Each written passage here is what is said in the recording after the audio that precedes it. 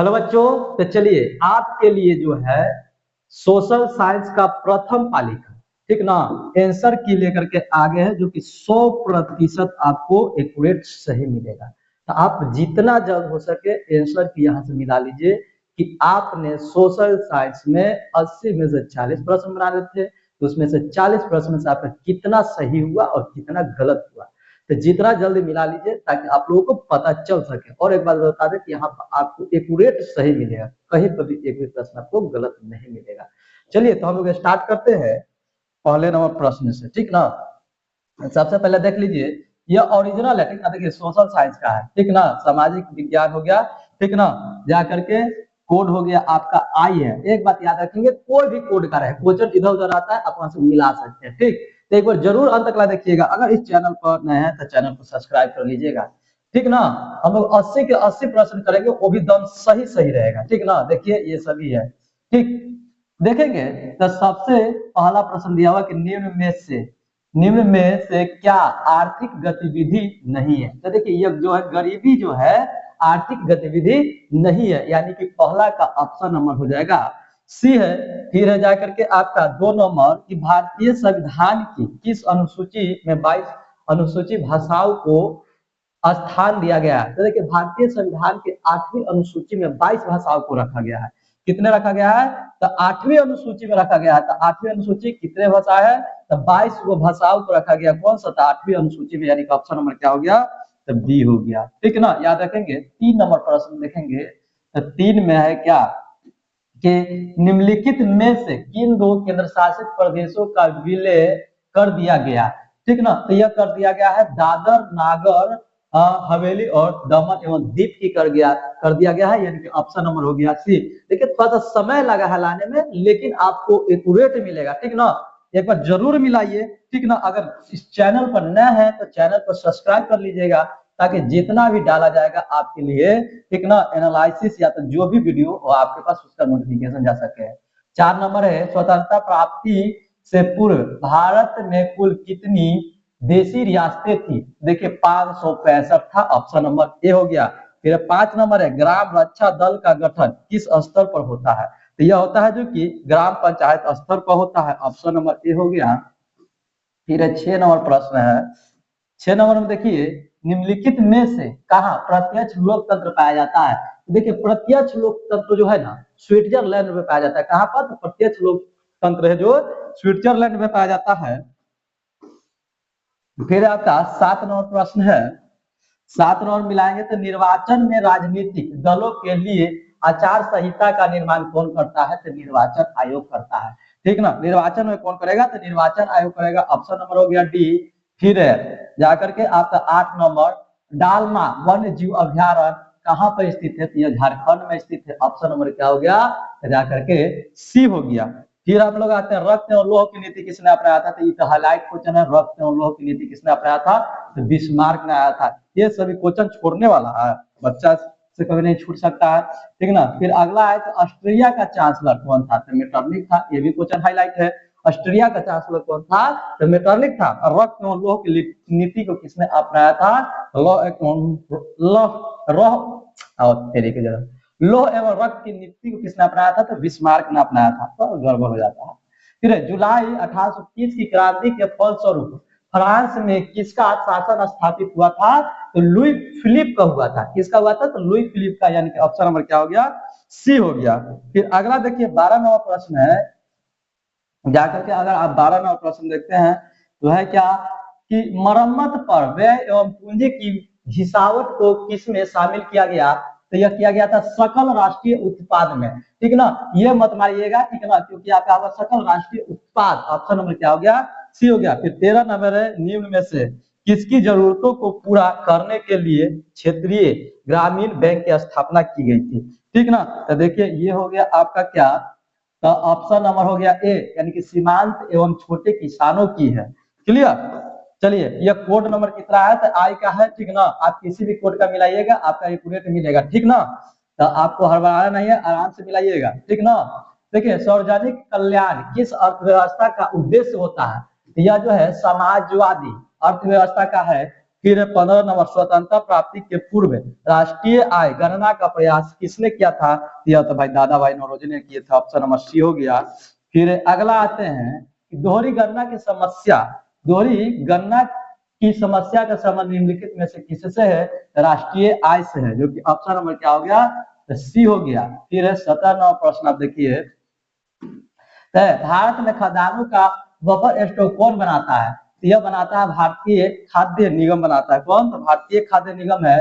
फिर 18 नंबर प्रश्न देखिए, तो 18 नंबर प्रश्न है कि निम्नलिखित में से किस मृदा का निर्माण बेसाल्ट के घिस विघटन से हुआ है? विघटन से हुआ है या रेगुर का हुआ है? फिर है 19 नंबर निम्नलिखित जय मंडल आरक्षित क्षेत्रों में कौन बिहार में स्थित है? तो इनमें से कोई नहीं हो गया, ठीक ना, यानी कि ऑप्शन नंबर हो गया बी हो गया। चलिए अगला देखते हैं 20 नंबर प्रश्न देखिएगा, तो 20 नंबर दिया हुआ है कौन सा इस्पात संयंत्र ब्रिटेन के सहयोग से स्थापित किया गया था? ठीक ना, तो ये दुर्गापुर किया गया था। कौन सा है? तो दुर्गापुर इस्पात संयंत्र है। फिर अगला नंबर प्रश्न आते हैं, तो यह है हाजीपुर में किस रेलवे क्षेत्र का मुख्यालय स्थित है? तो ये तो भाई पता है कि पूर्व मध्य रेलवे है। पूर्व मध्य रेलवे का मुख्यालय कहाँ पर है? हाजीपुर है, ठीक ना। फिर बिहार राज्य जल विद्युत ऊर्जा निगम का गठन कब हुआ था? तो 1982 में हुआ था। फिर 23 नंबर अविभाजित बिहार कौन सा नियोजित नगर था? यह जमशेदपुर था। कौन सा? जमशेदपुर, ऑप्शन नंबर सी हो गया। फिर तल चिन्ह की सहायता से किस स्थान विशेष की मापी गई ऊंचाई को क्या कहा जाता है? तो क्या कहा जाता है? तो स्थानिक ऊंचाई कहा जाता है। क्या? तो स्थानिक ऊंचाई है। फिर अगला नंबर प्रश्न आते हैं, तो देखिएगा, तो ये दिया हुआ है 25 नंबर कि दाक्षेस का मुख्यालय कहाँ है? तो नेपाल। कहाँ पर है? तो दाक्षेस का मुख्यालय नेपाल है। फिर अगला 26 नंबर निम्न से कौन चंद्रगुप्त मौर्य के दरबार में आया था? देखिए यह मेगास्थनीय था जो कि चंद्रगुप्त मौर्य के दरबार में आया था। देखिए चंद्रगुप्त मौर्य के दरबार में कौन आया था? मेगास्थनीय आया था, ठीक ना, याद रखेंगे। ऑप्शन नंबर हो गया कितना आपका? तब बी हो गया। फिर अगला गांधी इरविन पैक्ट तो किस नाम से जाना जाता है? तो भाई दिल्ली समझौता के नाम से जाना जाता है। कौन सा? तो दिल्ली समझौता के नाम से जाना जाता है। फिर खान अब्दुल गफर खान ने किस संगठन की स्थापना की थी? तो खुदाई खिदमतगार की थी, जो कि ऑप्शन नंबर हो गया सी। फिर साइमन कमीशन में कितने सदस्य थे? तो साइमन कमीशन में कितने सदस्य थे? तो कुल मिलाकर 7 सदस्य थे, ठीक ना। फिर 30 नंबर अखिल भारतीय खिलाफत आंदोलन के अध्यक्ष कौन थे? यह महात्मा गांधी थे। कौन थे? तो महात्मा गांधी थे। बच्चों एक बार जरूर बताइएगा आप कितने सही हुआ कितना गलत हुआ, आप कमेंट बॉक्स में एक बार जरूर बता दीजिएगा, ठीक ना। गदर पार्टी की स्थापना कहाँ हुई थी? तो अमेरिका में हुई थी, ठीक ना। गदर पार्टी की स्थापना कहाँ हुई थी? तो अमेरिका में हुई थी। फिर जाकर के आपका रूस ने रेस्ट लिटोस्का की संधि किससे की? तो जर्मनी से की, ठीक ना, याद रखेंगे। फिर 33 नाम निम्नलिखित में से कौन नरमपंथी नेता थे? तो फिरोज शाह मेहता थे, जो कि नरमपंथी नेता थे, ठीक ना। 34 नंबर प्रश्न देखिए, तो 34 में आप देखेंगे तो 34 में दिया हुआ क्या तो है कि निम्नलिखित में से किस बैंक की स्थापना सबसे पहले हुई थी? तो पंजाब नेशनल बैंक की स्थापना सबसे पहले की गई थी। किसकी? तो पंजाब नेशनल बैंक की स्थापना पहले की गई थी, ऑप्शन नंबर सी हो गया। फिर किस पंचवर्षीय योजना के दौरान प्रथम वेतन बोर्ड का गठन हुआ था? ठीक ना, तो यह जो है द्वितीय के अनुसार हुआ था। तो द्वितीय द्वारा ऑप्शन नंबर कितना हो गया? तब बी हो गया। फिर 36 प्रश्न है 1800 ईस्वी में भारतीय निर्यात में सूती वस्त्र का हिस्सा कितना प्रतिशत था? इनमें से कोई नहीं, ऑप्शन नंबर हो गया डी हो गया। फिर निम्नलिखित में से कौन सा पत्र ब्रिटेन सरकार का पूर्व समर्थक था? या कौन था? द पायनियर था, जो कि ऑप्शन नंबर ए हो गया। फिर जाकर के आपका 38 नंबर प्रश्न पे आते हैं हम लोग। तो 38 नंबर देखिएगा, ब्रिटिश को बॉम्बे किसने दिया था? यह पुर्तगाल ने दिया था। फिर 49 नंबर मुद्रण कला के आविष्कार का श्रेय किस देश को जाता है? यह चीन को जाता है। किसे जाता है? तो चीन को जाता है। यह 40 नंबर प्रश्न है, ठीक ना। 40 नंबर प्रश्न क्या है? तो यूरोपीय आर्थिक संघ के गठन का सुझाव सर्वप्रथम किसने दिया था? फ्रांस के विदेश मंत्री ने दिया था। तो बच्चों आपका 40 प्रश्न में से कितने सही किए कमेंट बॉक्स में जरूर बता दीजिएगा, ठीक ना। चलिए आगे देखते हैं। देखिए ये सभी आपको एक्यूरेट एकदम सही मिलेगा, ठीक ना। एक बार जरूर मिलाइएगा और टोटल आप 40 प्रश्न अटेम्प्ट करने थे, 40 में से आपको कितने नंबर आ रहे हैं ये भी बताइएगा जरूर, ठीक। अगर इस चैनल पर नए हैं तो चैनल को सब्सक्राइब कर लीजिएगा।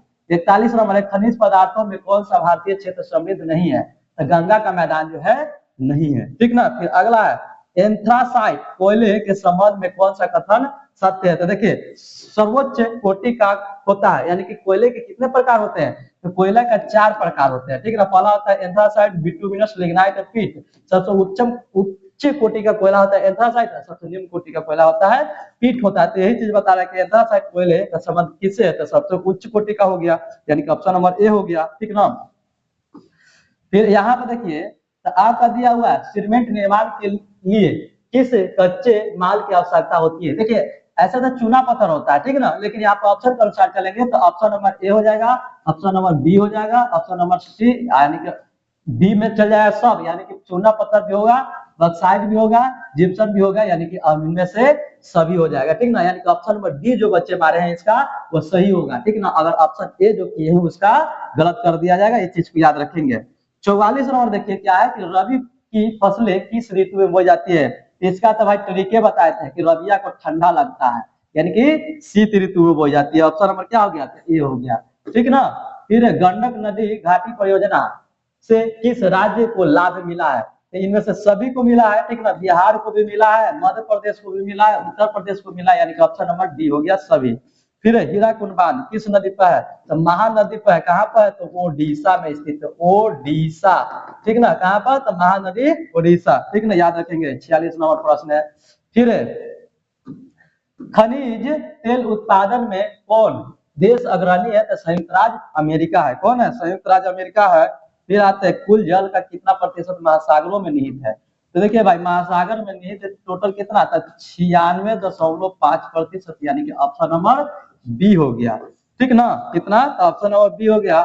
फिर आते हैं क्या, तो निम्न में से मुद्रा की विशेषता क्या है, तो मुद्रा की विशेषता तो इनमें से सभी है, यानी कि विधि ग्रह है, सामान्य स्वी करता है, विनिमय का माध्यम है, यानी कि ऑप्शन नंबर क्या हो गया, बी हो गया। फिर अर्थव्यवस्था के संतुलन के लिए क्या आवश्यक है, तो बचत इक्वल टू निवेश, यानी कि ऑप्शन नंबर क्या हो गया, तो बी हो गया, ठीक।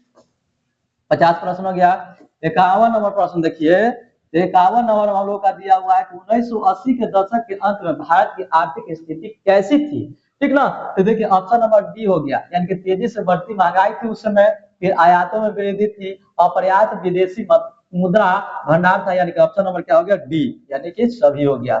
फिर 52 नंबर प्रश्न देखिए, तो 52 नंबर है बैंकिंग सेवा किस आर्थिक क्षेत्र का भाग है, यह जो है तृतीय क्षेत्र का है, ठीक ना। फिर 53 नंबर संयुक्त राष्ट्र मानव विकास कार्यक्रम द्वारा पहली मानव विकास रिपोर्ट किसके निर्देशन में तैयार की गई थी, यह जो है महबूब उल हक, यानी कि ऑप्शन नंबर क्या हो गया, तो बी हो गया, ठीक ना।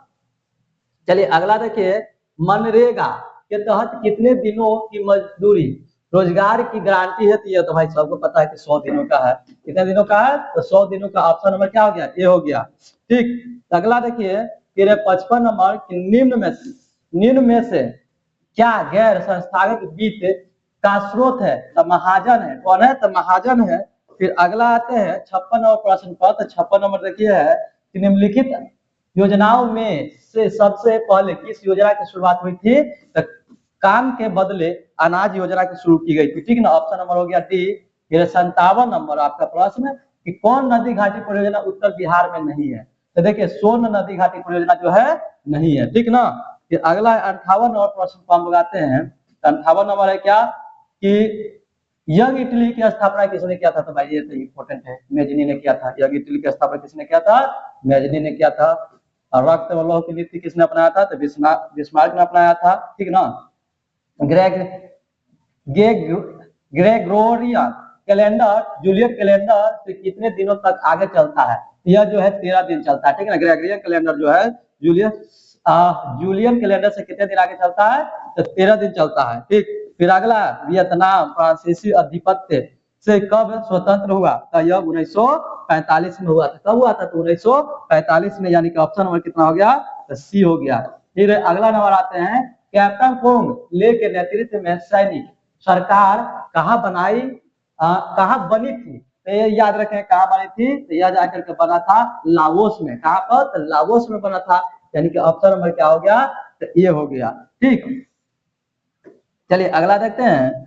फिर किस अधिनियम द्वारा नगरपालिका में निर्वाचन सदस्यों की संख्या घट गई, ठीक ना, तो ये याद रखेंगे कलकत्ता कारपोरेशन एक्ट के तहत घटा था। कब, तो कलकत्ता कारपोरेशन एक्ट के तहत है। ठीक, फिर अगला है गांधी जी ने गुरुदेव की उपाधि किसे दिया था, ये तो भाई सबको पता है कि रविन्द्रनाथ टैगोर को दिया गया था। किसको, तो रविन्द्रनाथ टैगोर को दिया गया था। फिर मुसलमानों के लिए पृथक निर्वाचन की स्थापना व्यवस्था किस योजना के तहत किया गया, तो यह किया गया था मार्लो मेट्रो सुधार अधिनियम के द्वारा किया गया। किस, मार्लो मेट्रो सुधार के द्वारा किया गया था। ऑप्शन नंबर हो गया सी, ठीक ना। फिर अगला आता है भारत के संदर्भ में एक प्रतिनिधि कलकत्ता लोकतंत्र कैसे कार्य करता है, ठीक ना, तो याद रखेंगे तो यह जो कि नागरिक अपने प्रतिनिधि चुनते हैं जो उनके लिए निर्णय लेते हैं, ठीक ना। ऑप्शन नंबर हो गया आपका सी। फिर आपका 66वां प्रश्न हो गया, एक पंचायत क्षेत्र में रहने वाले सभी ग्रामवासियों की सभा क्या कहलाती है, यह ग्राम सभा कहलाती है। ऑप्शन नंबर हो गया ए, ठीक ना। फिर पंचायत सचिव की नियुक्ति कौन करता है, तो याद रखेंगे कि पंचायत सचिव की नियुक्ति करता है जो कि राज्य सरकार करता है। कौन, तो पंचायत सचिव की नियुक्ति कौन करता है, राज्य सरकार करता है। फिर अगला है प्रश्न कि निम्नलिखित में से क्या, निम्नलिखित में से क्या संघीय सरकार की विशेषता नहीं है, तो देखिए लचीला संविधान जो है नहीं है, ठीक ना। फिर अगला है निम्नलिखित में से किस देश में बहुदलीय व्यवस्था नहीं है, देखिए बहुदलीय व्यवस्था जो है चीन में नहीं है। कहाँ पर नहीं है, चीन में नहीं है। ऑप्शन नंबर क्या हो गया, तो सी हो गया। फिर 77वां प्रश्न है, 77वां प्रश्न है क्या, भारत की केंद्रीय सरकार के गठबंधन का क्या नाम है, तो राष्ट्रीय राजतांत्रिक गठबंधन है। क्या है, तो राष्ट्रीय राजतांत्रिक गठबंधन है, ठीक ना। फिर अगला प्रश्न आते हैं हम लोग, अगला नंबर पर देखते हैं, है कि नेपाल में लोकतंत्र को कब अस्थायी रूप से बहाल किया गया था, तो यह कब किया गया था पता है, तो 2006 में किया गया था। कब, तो 2006 में। ऑप्शन नंबर ए हो गया। फिर लोकतंत्र का सबसे बुनियादी परिणाम क्या है, यह जवाबदेह सरकार है। ऑप्शन नंबर क्या हो गया, तो डी हो गया। ठीक, फिर अगला है 73वां प्रश्न, देखिए तो 73 नंबर देखेंगे तो दिया हुआ क्या,